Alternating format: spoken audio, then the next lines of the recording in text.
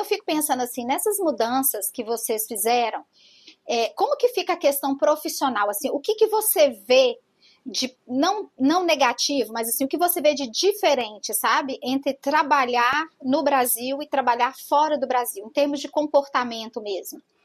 Assim, tanto seu quanto das pessoas, porque no Brasil a gente tem um jeito diferente de lidar com algumas situações. A própria, que a gente estava falando aqui no início, a gente já falou em outro episódio sobre gambiarras, né? Então, assim, a gente tem alguns jeitos, e não só a gambiarra, mas assim, a nossa forma de se adaptar é diferente, por exemplo, eu vejo do americano, né? Então, como que foi isso para você? Trabalhar na França, aqui no Brasil, como é que é isso? Na verdade, eu acho que assim, eu acho que eu levei vantagem nessa história, né? Quando eu vim pra cá, né, logo depois que eu me casei, que eu fui contratada, fui trabalhar na empresa aqui, era bem engraçado que as pessoas falavam assim, nossa, porque acho que assim, a gente tem uma coisa, bem essa história assim, não o jeitinho do lado ruim, porque eu acho que o jeitinho brasileiro tem o lado bom e o lado ruim, e eu prefiro não pensar Sim. no ruim, mas essa coisa que a gente tem de procurar, querer resolver a situação, dar um jeito para aquela coisa. Eu lembro de um episódio, por exemplo, que a gente tinha uma reunião super importante com o presidente da empresa, o presidente de uma empresa cliente e tal, e era uma coisa assim mega super importante. E o meu chefe chegou para mim e falou, e era uma coisa que começava logo depois do almoço, assim. E eu tive, não sei se, quer dizer, sacada ou não, mas ninguém me pediu, só que eu encomendei uns sanduíches, porque eu falei, vai que alguém tem que chega com fome. E aí meu chefe chega 5 minutos antes da reunião começar, e chegou para mim e falou assim, Juliana, fulano de tal, que era o presidente da empresa, não comeu. E agora? Eu falei, tem sanduba ali, né, em tal lugar que eu encomendei. Ele só faltou me beijar. Ele não me beijou, óbvio, né, porque ele não faria isso, mas eu falei assim, como é que você pensou Assédio. nisso, né? Tipo, eu falei, não sei como é que eu pensei nisso. Acho que eu fiquei pensando que se eu chegar na reunião e tivesse com fome, eu ia querer que alguém tivesse pensado, ainda mais sendo quem era, né?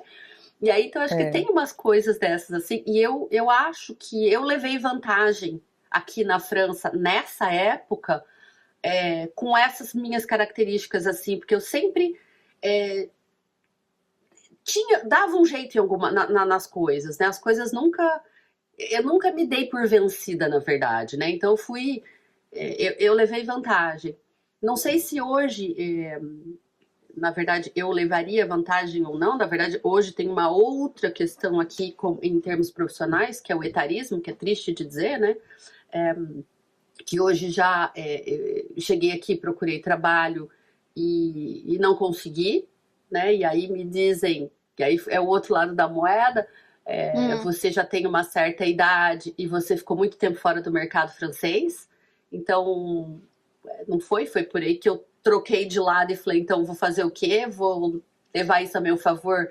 Inventei essa de ser assistente virtual, porque assistente virtual, ninguém precisa saber a minha idade, ninguém precisa saber, né? Só precisa saber do que eu vou entregar para o cliente. Então, mas nos Estados Mais Unidos... uma vez, Oi? mais uma vez o brasileiro sendo flexível e se adaptando e se ajustando às coisas que acontecem, né? Eu tive que encontrar essa coisa, porque eu falei, e agora, né? É aquela história de agora, José. Porque... Muito, muito legal isso que você está falando, porque eu acho que passa por esse lugar de dar um jeito e também de uma empatia, né? Que eu acho que é muito característica, assim, do brasileiro, né? Por exemplo, o meu filho mais velho, quando ele quer participar, por exemplo, a gente estava tá na praia, no Brasil, aí tem um pessoal jogando frescobol. E ele não tem a raquete, não tem a bolinha, não tem nada. O que ele faz? Ele começa a pegar a bolinha que Servir de escapou. gandula. Exatamente. Aí ele vai lá, pega e depois pega uma outra e tal. Aí daqui a pouco ele tá jogando. Quando eu olho, ele já tá jogando. Alguém deu lugar para ele jogar. É a tática que ele usa para se infiltrar, assim, né? E ele observa de fora, assim, ou as pessoas no Brasil geralmente percebem que ele tá ali, né, observando e aí fazem o convite para ele ir. Só que aqui isso não funciona.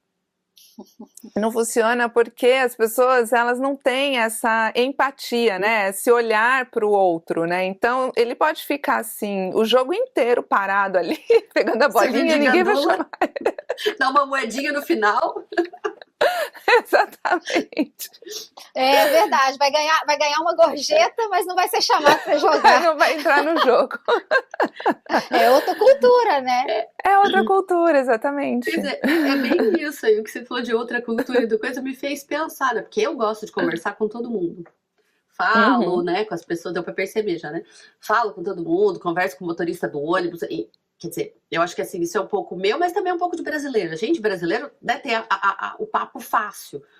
E nos Estados Unidos, eu não sei se em todos os Estados Unidos, mas em Michigan, pelo menos no período que a gente morou, eu achei que as pessoas sempre foram muito cordiais. Mas é uma cordialidade, eu diria, comercial, na verdade, né? Eu demorei para entender que a moça do supermercado, quando ela falava Hi, how are you, né?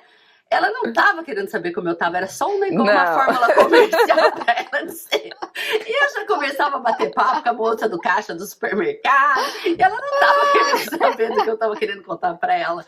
Então, é exatamente essa coisa cultural, né? Porque a gente bate, né? E até você entender o que é aqui, nem precisa, porque os caras do supermercado são rabugentos, eles nem te perguntam como é que você tá. Então, isso aqui eu não tenho esse problema. Eu ia